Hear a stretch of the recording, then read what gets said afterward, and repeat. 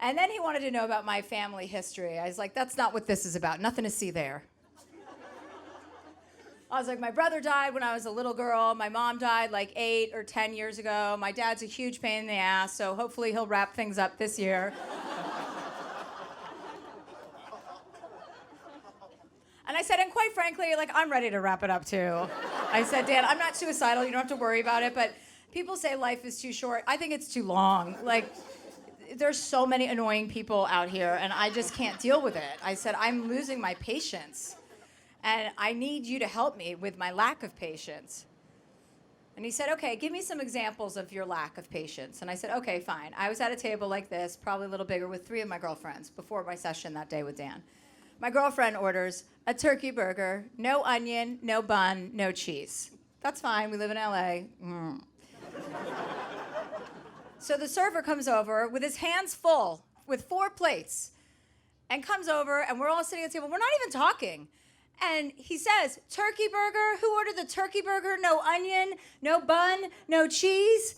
And my friend is just sitting there like Stevie Wonder playing the piano.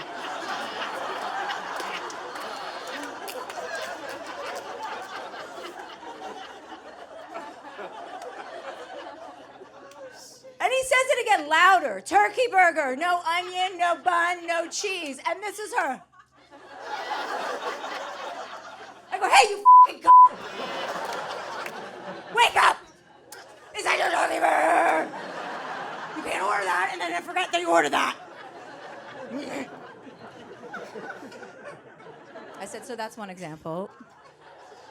Would you like to hear another? He said, yes, please go on. I said, airports. I can't deal with the people that work at Hudson Booksellers. What's wrong with those people? What's up with the slowness of the transaction? I can't deal with the slowness of the transaction when I want to buy a book. Are those people, what is wrong with, are they koala bears? He said, well, how do you handle that? I go, I have to shoplift. I have to. I said, I get the book, and I wave it to the security camera, always. I always say, hey, it's me, Chelsea Handler. I'm taking this because your koala bear is on a branch somewhere in the back.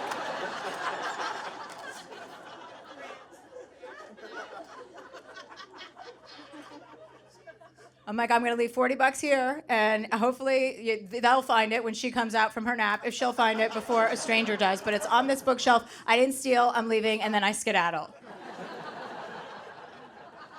And Dan was looking at me when I said that. I was like, what? Is that white privilege too? He's like, no, Chelsea, white people aren't even doing that. I told him anything hotel related. I'm like, I spend tons of times in hotels, and I get home at like 1 or 2 in the morning. I want my snack. I call down, I order what I want from room service, and that's too slow. At 1:30 in the morning, there should be like a double speed, you know, where people are quicker and more alert, or just quicker.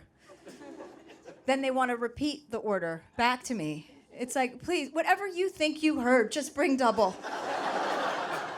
Don't say chicken fingers out loud again. I'm 45 years old. I don't want to have this conversation. Do you know how humiliating it is to call you in the first place and order this at 1:30 in the morning? And now you want to go over it and shame me again? Just bring them. And then they bring them, and that's a whole episode in and of itself. It's like with the cart and the fork and the knife, and they set me up like I'm fine dining at 2 in the morning with some chicken fingers, as if I'm going to use a fork and a knife to cut up my chicken fingers. You could throw them at me across the room, and I will catch them in my mouth.